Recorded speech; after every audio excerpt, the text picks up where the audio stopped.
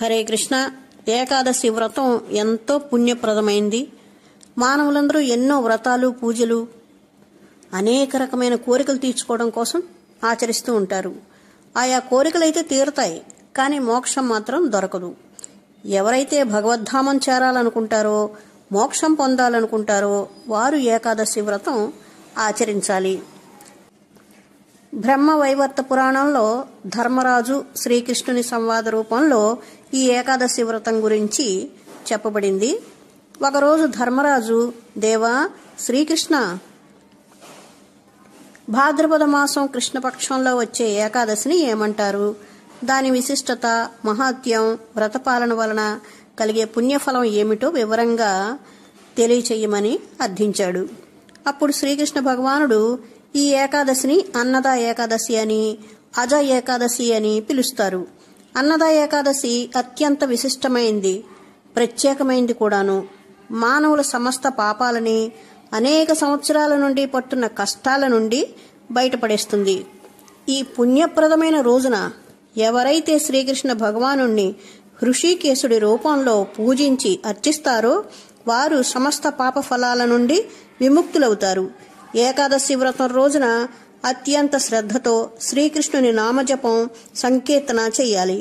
భగవద్గీత పారాయణ చెయ్యాలి. అత్యంత భక్తి శ్రద్ధలతో ఆ రోజంతా భగవంతుని ధ్యానంలో గడపాలి. అన్నద వ్రత కథని సావధానంగా విను ధర్మరాజా అని కథని ప్రారంభించాడు శ్రీకృష్ణ పరమాత్ముడు. పూర్వకాలంలో శ్రీరామచంద్రుని వంశంలో జన్మించిన హరిశ్చంద్రుడు అనే చక్రవర్తి తన రాజ్యాన్ని సమర్థవంతంగా పరిపాలించేవాడు. అతడు సత్యసంధుడు, నియమనిష్టలతో జీవించేవాడు. ఒకరోజు విశ్వామిత్రునికి తన రాజ్యాన్ని, తన ఐశ్వర్యాన్ని, సమస్తాన్ని ఇస్తానని వాగ్దానం చేశాడు. తన సత్యవ్రత పాలనను నిలబెట్టుకోవడం కోసం సర్వస్వం కోల్పోయి భార్యా బిడ్డల్ని అమ్ముకుని తాను కూడా ఒక చండాలునికి అమ్ముడవుతాడు. చివరికి శవాల మీద కప్పిన వస్త్రాలని తీసే నీచ వృత్తి చేస్తూ ఉంటాడు. కానీ ఎప్పుడూ బాధపడుతూ ఉంటాడు. ఎన్నో సంవత్సరాలు ఇలా బాధపడుతూ దుర్భర జీవితాన్ని గడుపుతున్నాడు. ఎన్నడూ సత్యవాక్య పరిపాలనని, సత్ప్రవర్తనని విడనాడలేదు. నా బాధలకి ఎప్పుడు ముక్తి లభిస్తుంది? నా భార్యా బిడ్డలు ఎలా ఉన్నారో, మేం అందరం మళ్లీ సుఖంగా సంతోషంగా జీవించగలమా అని పరితపిస్తూ ఉంటూ ఉంటాడు. అలా గడుస్తున్న కొద్దీ జీవితం మీద విరక్తి కలుగుతూ ఉంటుంది. కానీ ఆ గడ్డు కాలంలోనే ఒకరోజు గౌతమముని హరిశ్చంద్రుని వద్దకు వస్తాడు. పరుల ఆనందం కోసమే బ్రహ్మదేవుడు బ్రాహ్మణులను సృష్టించాడు. ఆ మునిని దర్శించి హరిశ్చంద్రుడు ప్రణామం చేసి తన దుఃఖపూరితమైన కథని వినిపించి విషాద వదనంతో వినమ్రంగా నిలబడతాడు. గౌతమముని, రాజా, నీ పుణ్య ప్రభావం వలన, నీ సత్యవాక్య పరిపాలన వలన నేను నీ చెంతకు వచ్చాను. దుఃఖించకు.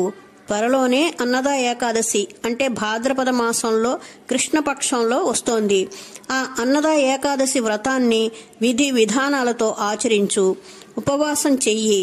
రాత్రంతా జాగరణ చెయ్యాలి. అలా జాగరణ చేసినప్పుడు భగవన్నామ స్మరణ చేస్తూ ఉండాలి. ఆ అద్భుతమైన వ్రత ప్రభావం వలన అనేక సంవత్సరాల నుండి నువ్వు అనుభవిస్తున్న కష్టాల నుండి, బాధల నుండి ముక్తుడవుతావు. నీ భార్యా బిడ్డలు లభిస్తారు. నీ రాజ్యం నీకు తిరిగి లభిస్తుంది. ఆ తర్వాత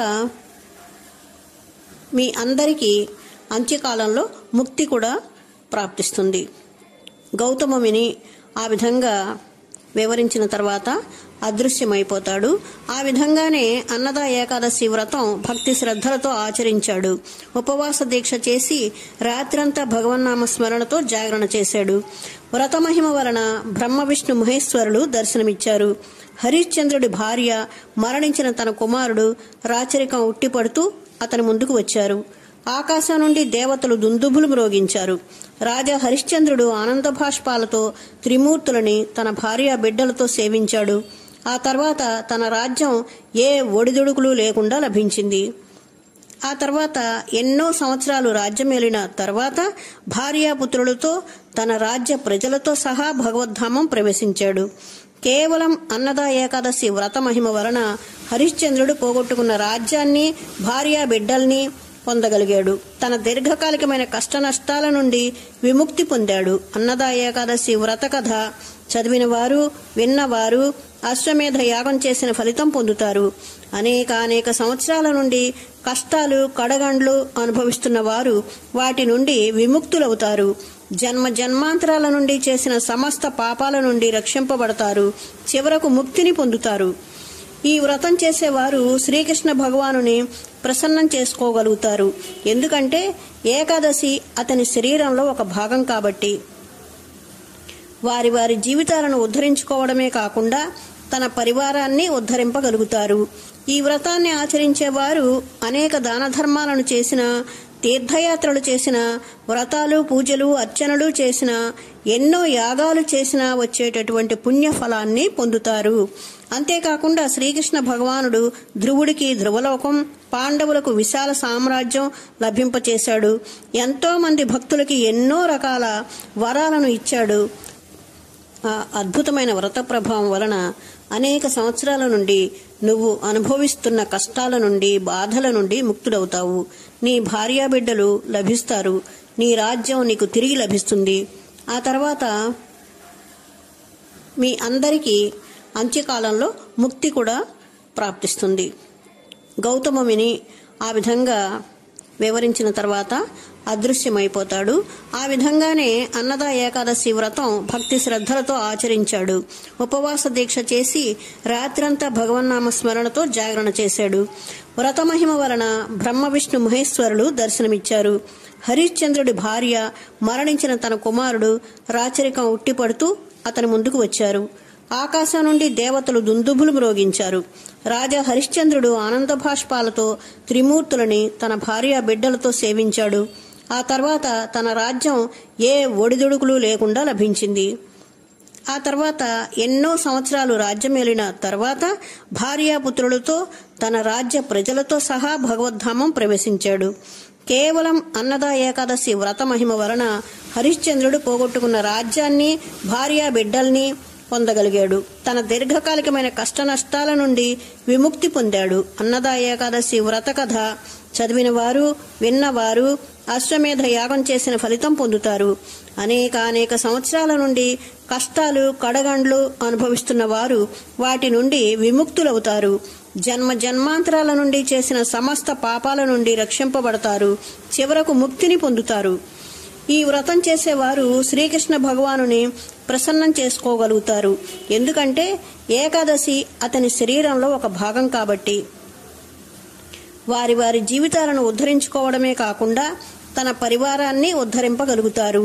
ఈ వ్రతాన్ని ఆచరించేవారు అనేక దాన ధర్మాలను చేసిన, తీర్థయాత్రలు చేసిన, వ్రతాలు, పూజలు, అర్చనలు చేసిన, ఎన్నో యాగాలు చేసినా వచ్చేటటువంటి పుణ్యఫలాన్ని పొందుతారు. అంతేకాకుండా శ్రీకృష్ణ భగవానుడు ధ్రువుడికి ధ్రువలోకం, పాండవులకు విశాల సామ్రాజ్యం లభింపచేశాడు. ఎంతో మంది భక్తులకి ఎన్నో రకాల వరాలను ఇచ్చాడు.